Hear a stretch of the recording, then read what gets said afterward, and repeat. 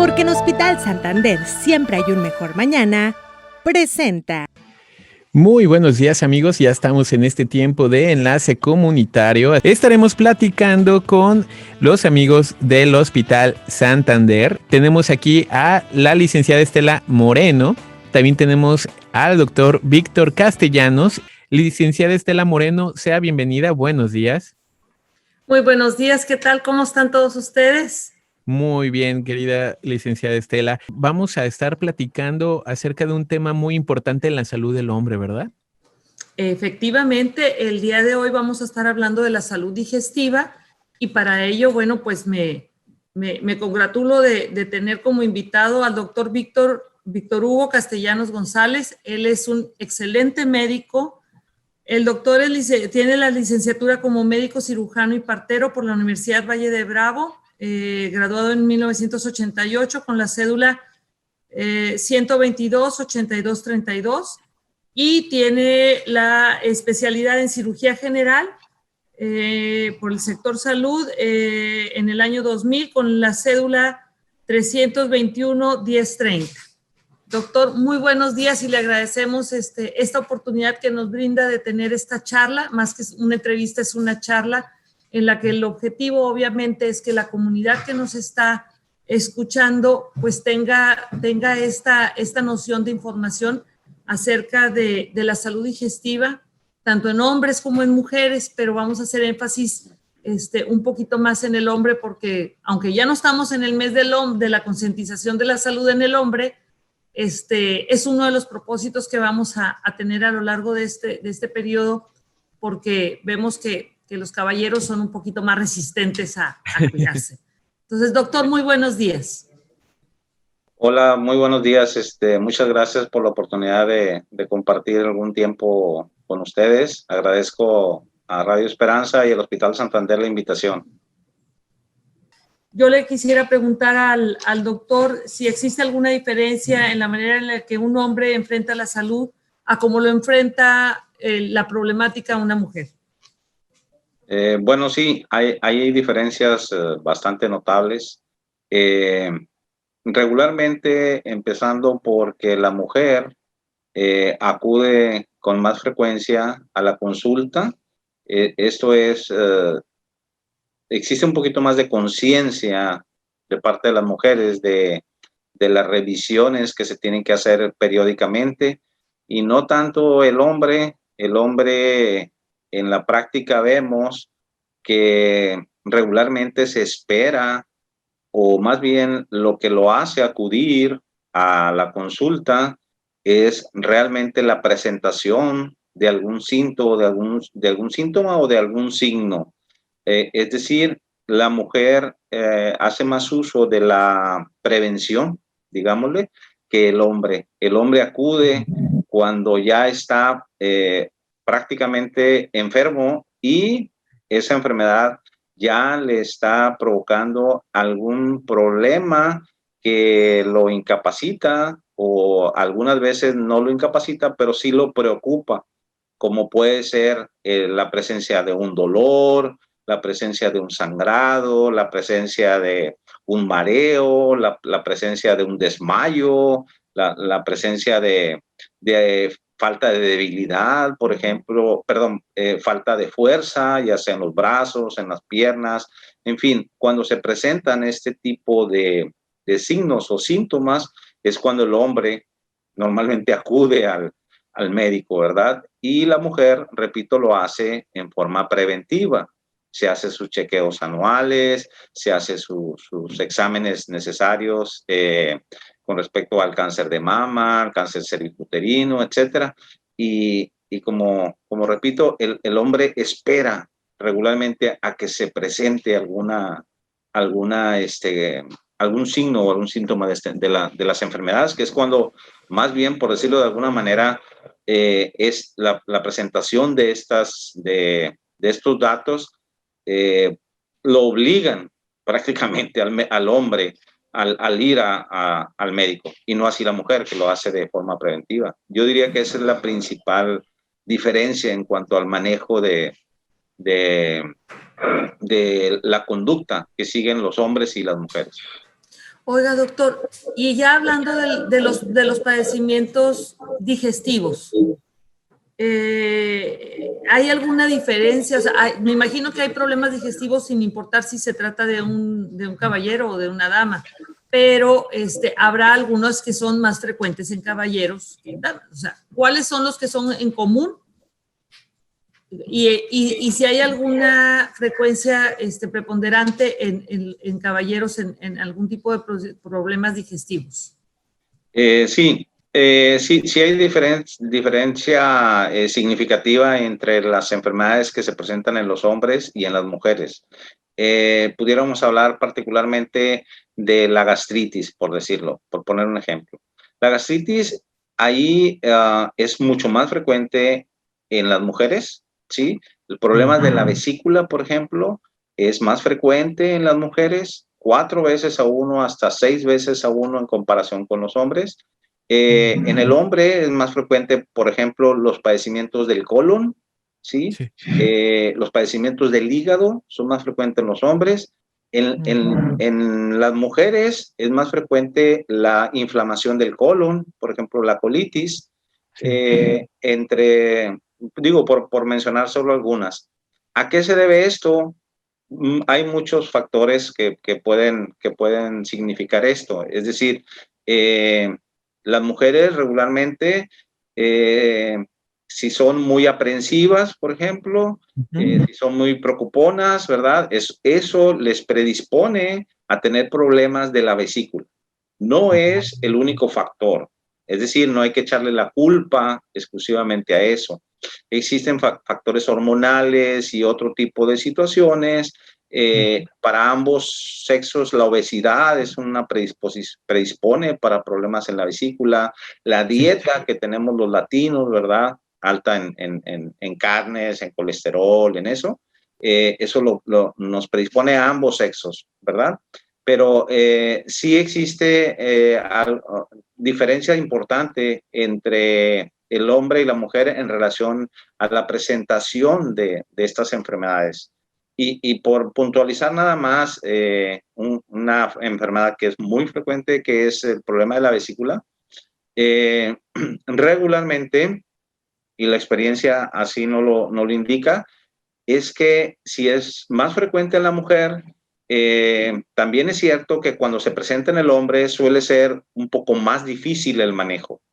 Sí. Es decir, si algunas veces se tiene que llegar a operar la vesícula, y entre paréntesis, aquí señalo, no siempre la vesícula se tiene que operar.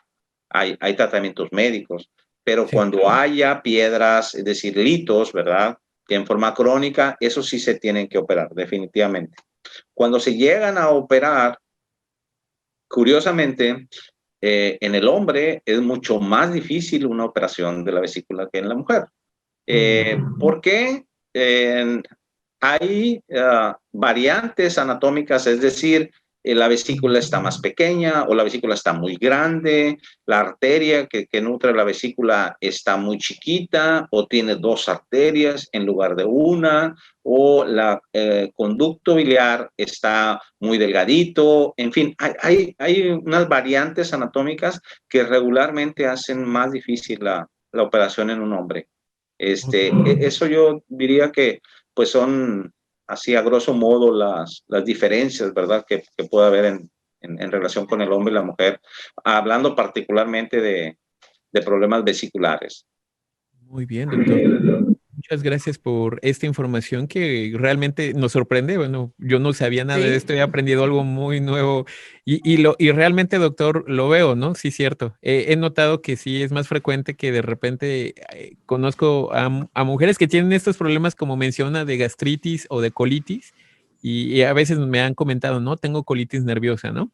Y en caso de los hombres, pues como nos comenta bien, que también produce problemas en el hígado, ¿no? ¿Algún otro padecimiento, doctor, en el cual, pues a lo mejor por edad, a lo mejor así a ciertas edades, a qué edad más o menos empezamos a tener ciertos padecimientos gastrointestinales? Bueno, el grupo de edades en que se presentan las enfermedades varía un poco.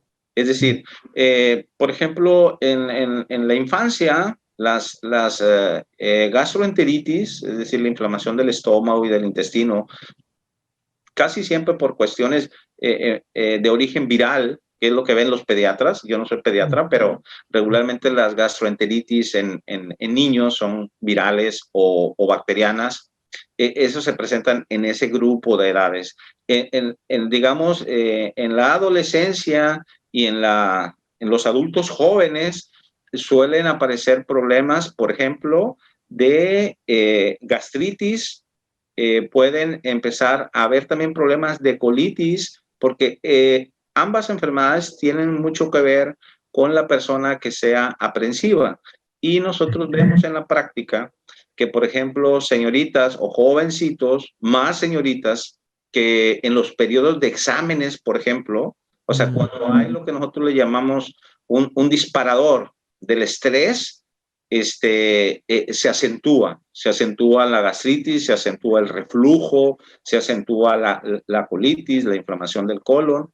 Y hablando de personas un poco más arriba de esa edad, digamos en adultos entre, digamos, 30 años, 40 años, ahí es mucho más frecuente la cuestión del problema de la vesícula, el problema de las piedritas en la vesícula, porque uno de los factores que predisponen a la aparición de piedritas en la vesícula, y como dijimos hace rato, hay muchos factores, no se le puede atribuir a uno solo.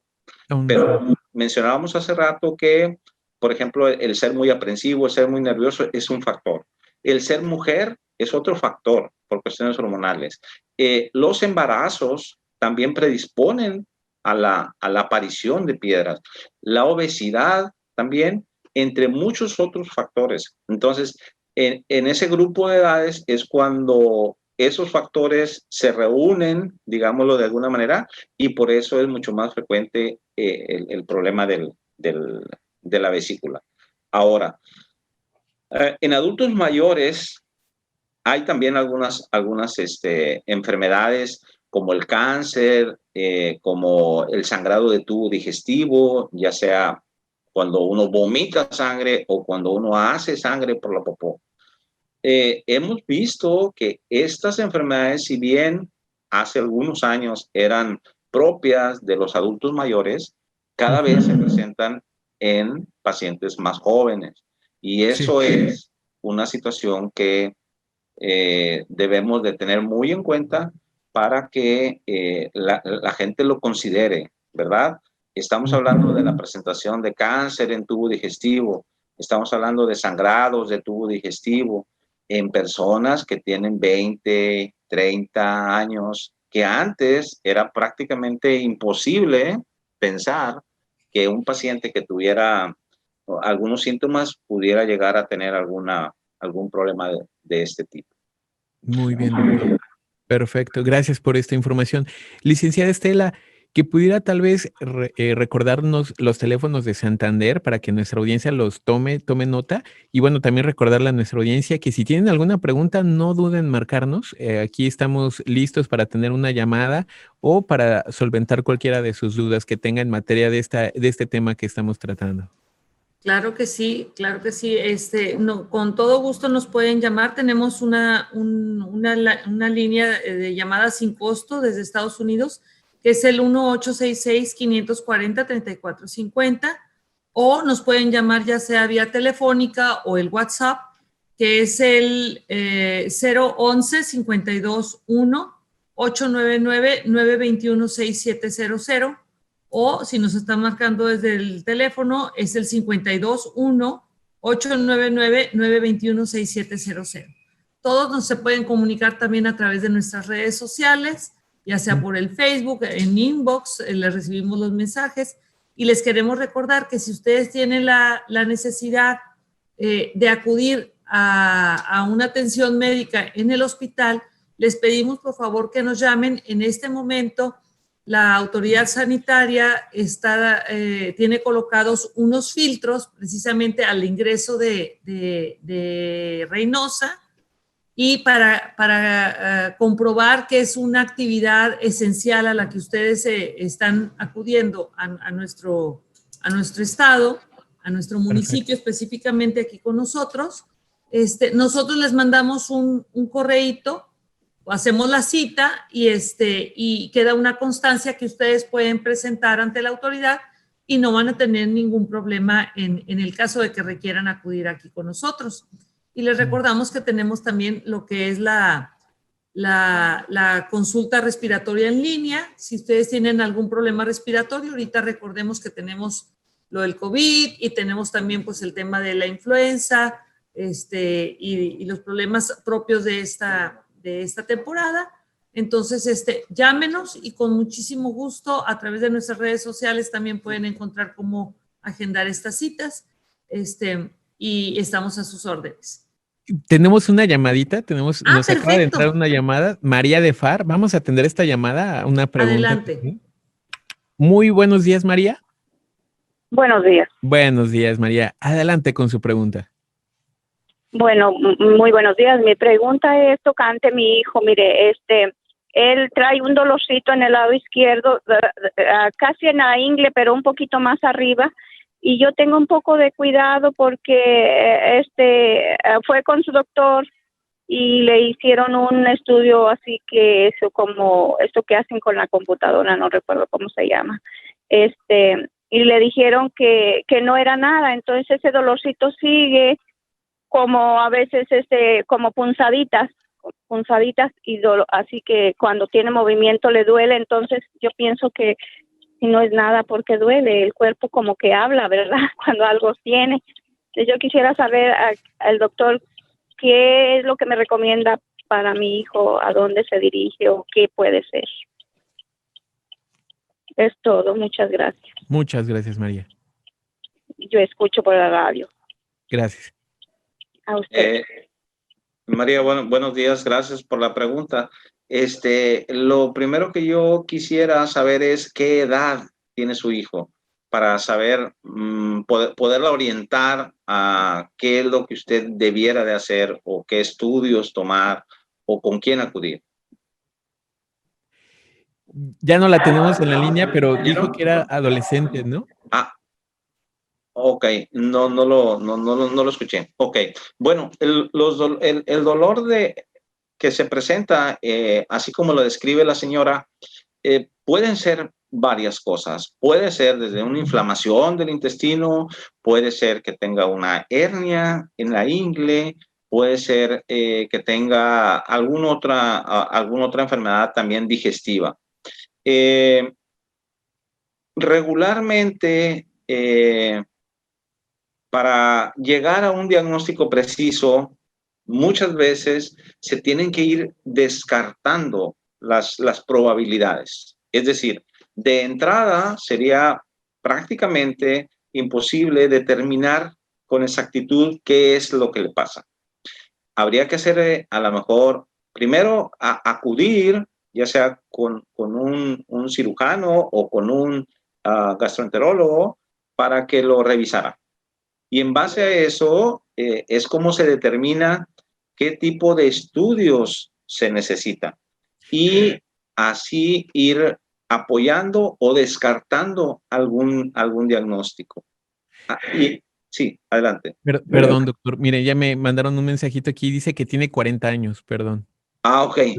Sí. Bueno, entonces, si es un adulto, entonces yo le aconsejaría que nos visitara en el hospital para poderle hacer unas recomendaciones con más exactitud.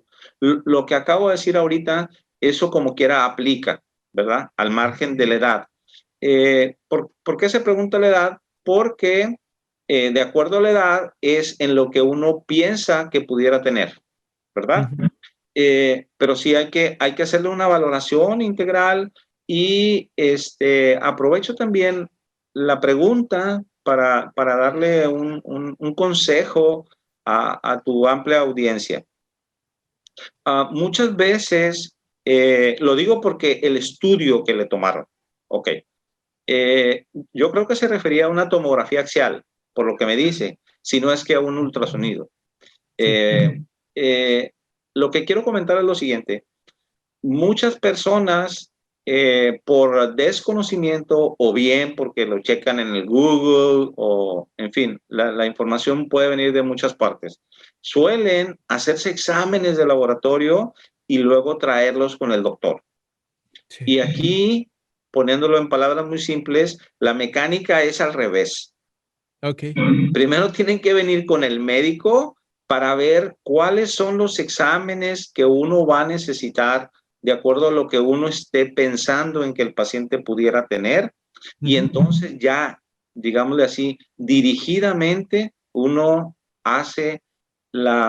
solicita los estudios. Pasa comúnmente que el paciente se ha hecho estudios, se ha hecho tomografía, se ha hecho ultrasonido, se ha hecho exámenes de laboratorio que sabemos en algunas ocasiones no son nada baratos, y resulta que cuando viene a uno como especialista, le decimos, sí, usted trae una tomografía, pero yo necesitaba una tomografía contrastada, por decirle algo, que es una variante de la tomografía. Entonces el paciente ya gastó en su estudio, ya no hay manera de que le retribuyan lo que gastó, y a mí como médico su estudio no me va a ser muy útil.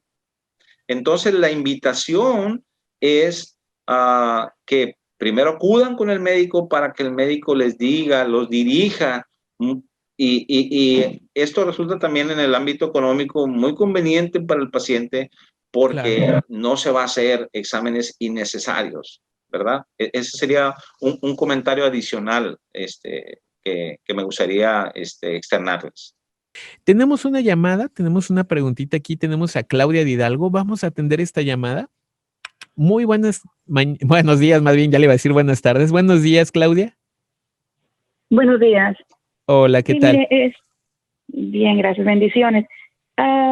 Primero mi comentario, hace 3 meses he padecido problemas gastrointestinales. Me puse en atención y me mandaron a hacer una serie de estudios como química sanguínea, exámenes generales, hasta un ultrasonido de abdomen total. Ese es el comentario. El comentario es que estoy tomando medicamento, tengo 3 meses con estas cuestiones y estoy un poco pues ya cansada o desesperada porque es pues bastantito medicamento y la verdad no he sentido alivio, ¿verdad? El problema es mi primer alimento, cuando lo ingiero empiezo yo a sentir un problema muy fuerte en el estómago, me empieza a doler muy fuerte el estómago. Empezó del lado derecho y después se pasa al lado izquierdo, entonces, y aparte una inflamación también terrible. Ese es mi comentario. Estoy tomando medicamento. La pregunta sería, el doctor Capellán, ¿qué otra cosa podría yo hacer para bajar un poco los medicamentos? No sé, alguna terapia o, no sé, alguna otra cuestión que me pueda comentar. Muchas gracias, Claudia. Sí, Claudia, buenos días. Mire, lo que yo sugeriría es, primero, llegar a un diagnóstico, digamos, lo más preciso que se pueda. Es decir, con los datos que usted me da, yo puedo un poquito pensar en qué problema pudiera tener. Sin embargo, obviamente, y lo entiendo, por cuestiones de espacio y de tiempo, ¿verdad? Por la emisora, pues no me pudiera explicar con tanto detalle. Lo que yo le pudiera decir con los datos que usted me aporta es, seguramente tiene un problema relacionado con el funcionamiento de su intestino. Quizás pudiera ser falta de enzimas digestivas, quizás pudiera ser alguna inflamación crónica, ya sea del colon o del intestino delgado. Hasta ahí me atrevería yo a decirle con los pocos datos que tenemos, ¿verdad? Habría que ver qué le sugirieron tomar para ver en qué estuvo pensando el doctor, cuál pudiera haber sido su problema. Porque también es cierto que hay tratamientos que se tardan en tener efecto También hay enfermedades digestivas que dan y luego se calma un poco y luego hay lo que le llamamos una recidiva, es decir, vuelve la enfermedad otra vez. De tal manera que, bueno, habría que revisar también qué resultados tuvo con su ultrasonido y también saber si ese ultrasonido se lo hizo hace mucho tiempo. A lo mejor en este momento habría que hacer o sea, uno nuevo a lo mejor, porque los hallazgos de un ultrasonido pueden variar en 2 o 3 meses, ¿verdad? Entonces, yo lo que le pudiera decir es eso en particular y invitarla a que nos visite para poderle hacer una evaluación un poquito más integral y poderle sugerir. Algunas veces, como lo mencionábamos hace un ratito, no son necesarios muchos exámenes muy caros. La verdad es que con los exámenes de rutina, por decirlo, la mayoría de las veces en las enfermedades digestivas podemos llegar a un diagnóstico y a un manejo correcto. Ok. Yo Muy quisiera bien. decirle a Claudia que con mucho gusto, si ella se comunica con nosotros al 1-866-540-3450 y tiene ella la posibilidad de acudir, podemos tener una consideración muy efectiva en el tema de que venga, consulte y que ella se sienta más tranquila en el tema de lo que está tomando de medicamentos, el efecto que está teniendo en ella. Y como dice el doctor, yo sé que el doctor va a estar en la mejor disposición de atenderle.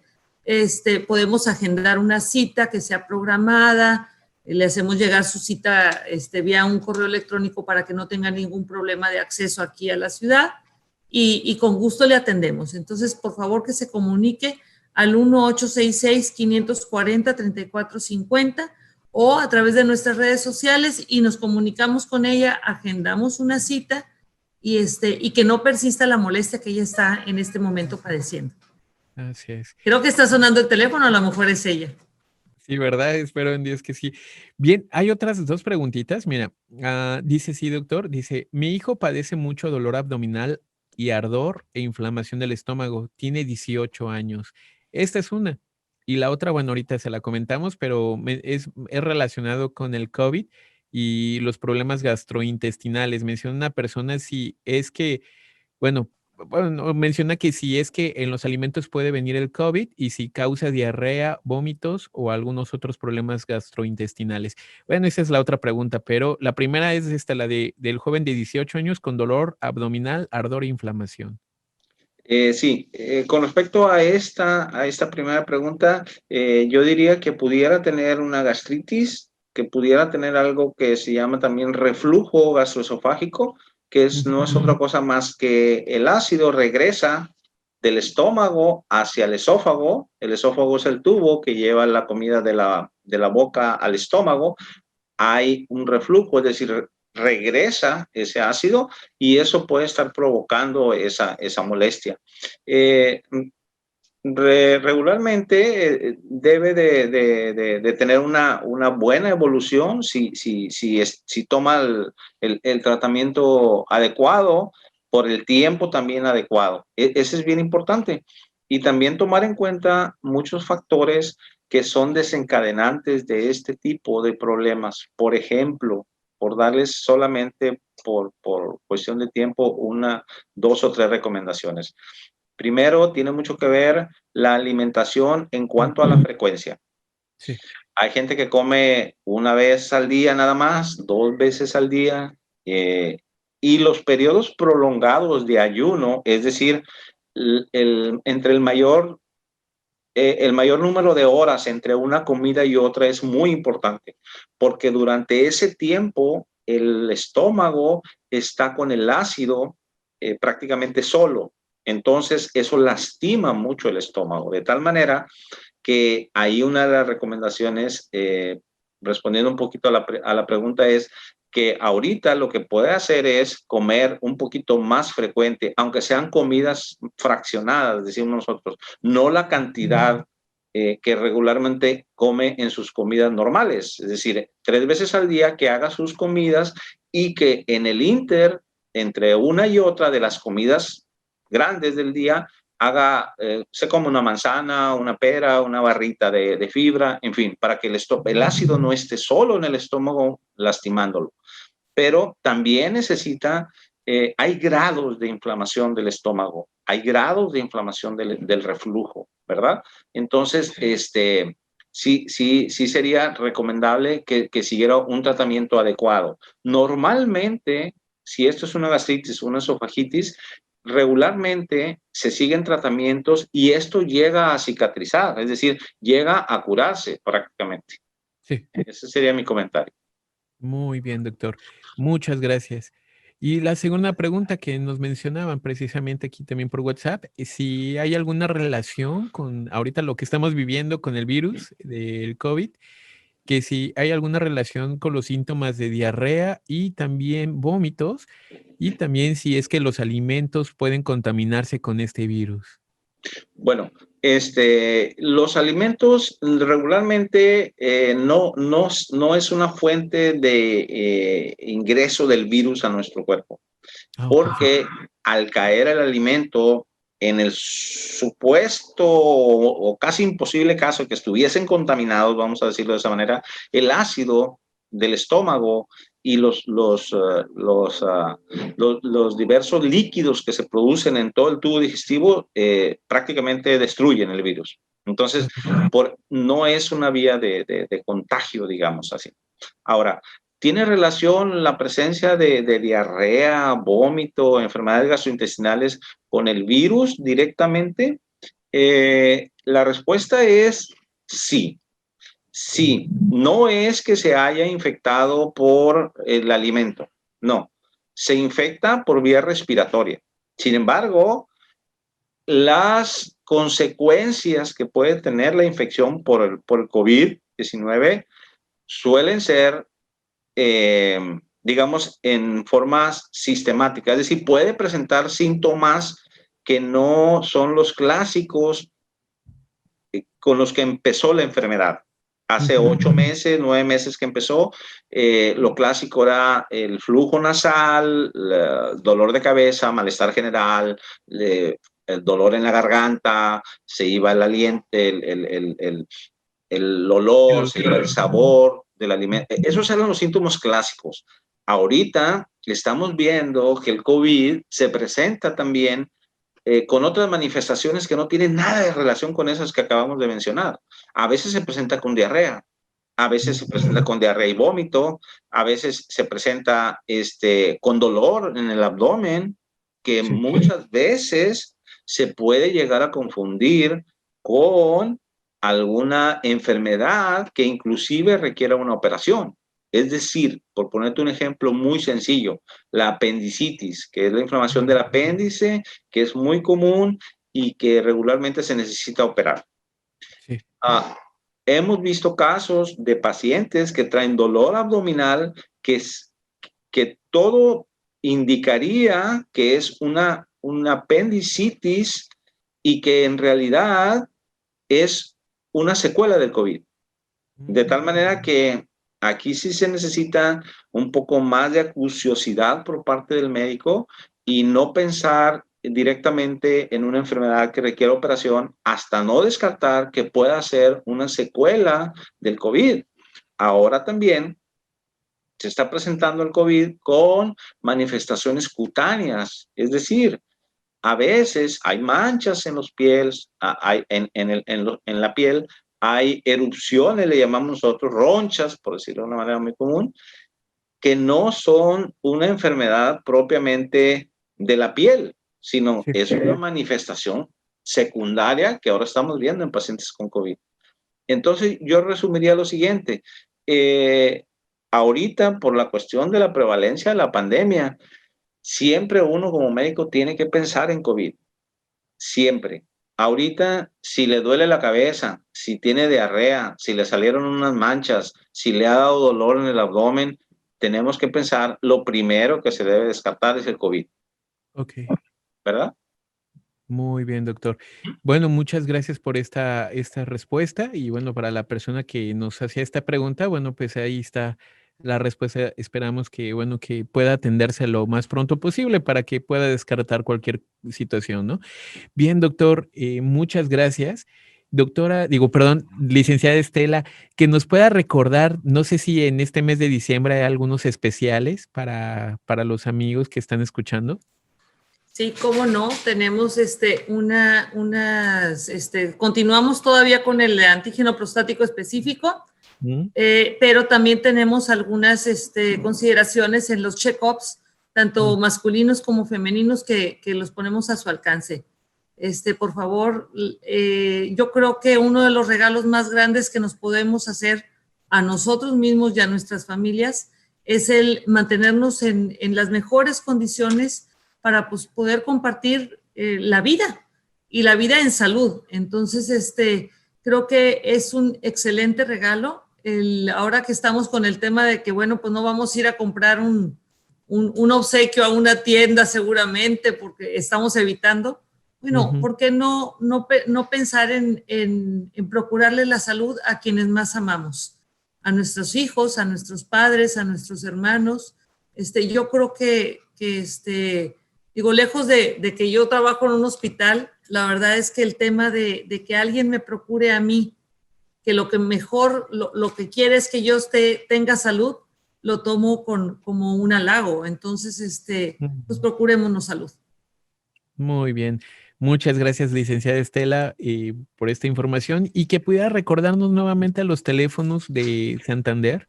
Sí, cómo no. Es Ujú. el 1866-540-3450 y ya sea que sea por vía telefónica o por WhatsApp, es el 521-899-921-6700 o si es por el WhatsApp es 011-521-899-921-6700. Si se les complica ahorita anotar porque van manejando, es muy sencillo. Entren a nuestras redes sociales, entren a nuestro Facebook. Aparecemos como Hospital Santander en el Twitter, en el Instagram, en el Facebook. Y ahí, pues obviamente nos pueden mandar un mensajito y nosotros mismos les llamamos y ya concertamos pues el contactar con ustedes y resolver las dudas que tengan o hacer alguna cita con muchísimo gusto. Perfecto, licenciada. Muy bien. Pues, doctor Víctor, ¿alguna consideración final para antes de despedirnos, doctor Víctor? Sí, muchas gracias por la invitación nuevamente al Hospital Santander y a Radio Esperanza. Sabemos que es una estación bastante escuchada en todo el Valle de Texas y en todo digamos, en el área de Reynosa y las ciudades circunvecinas. De hecho, tengo afortunadamente muchos pacientes que los escuchan a ustedes y son mis pacientes desde hace muchos años. La recomendación final sería, como lo dice la licenciada Estela, particularmente atenderse, procurarse la salud es lo más importante. Y más ahorita que estamos en una contingencia que va a durar todavía algunos meses, desafortunadamente, y lo más preciado en este momento es la salud y el tiempo con la familia. Y para disfrutar un tiempo con la familia de calidad, pues no se puede disfrutar si uno no tiene salud. Mi consideración sería esa y agradecerles nuevamente la invitación. Muy bien. Muchas gracias, doctor Víctor. Gracias por también estas consideraciones. Y bueno, pues solamente me queda agradecerles, amigos de Hospital Santander, por su compañía, por esta charla que pudimos tener acerca de este tema tan importante. Y pues esperándoles en la siguiente emisión. Muchas gracias. La verdad siempre es un gusto estar aquí con ustedes y con los radioescuchas. Cuídense mucho, atiendan las consideraciones de bioseguridad que debemos de tener, cubrebocas, lavado de manos, la distancia. Sé que es repetitivo, no importa, lo vamos a seguir repitiendo, aunque se fastidien un poco, es mejor fastidiarlos, pero siempre contemplar que debemos de cuidarnos y protegernos en esta época. Ujú. Y bueno, pues que estén muy bien. Nos vemos en 15 días con el favor de Dios. Y cuídense mucho. Porque en Hospital Santander siempre hay un mejor mañana, presentó.